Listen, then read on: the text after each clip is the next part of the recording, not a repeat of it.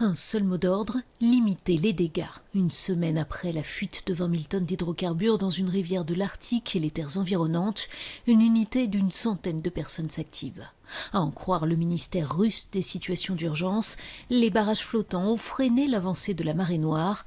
Pour l'heure, un peu plus de 200 tonnes d'hydrocarbures ont été pompées.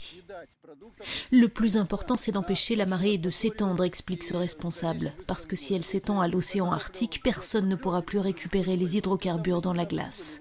Quand nous sommes arrivés ici, toute la zone était recouverte d'une couche de 20 cm de carburant et vous le voyez, il n'y a plus rien. D'après le ministère, les opérations de nettoyage et de pompage pourraient être terminées dans une quinzaine de jours. Mais pour nombre d'experts, le mal est déjà fait et une partie des substances ne pourra plus être récupérée. La catastrophe s'est produite près de la ville de Norilsk, dans le Grand Nord russe. Le réservoir d'une centrale thermique s'est effondré, laissant échapper son contenu. Des enquêtes ont été ouvertes et un responsable du site placé en détention. Vladimir Poutine a lui prévenu, ce sera au groupe minier Norilsk Nickel, propriétaire de la centrale via une filiale, de payer la facture. Elle est estimée à 128 millions d'euros.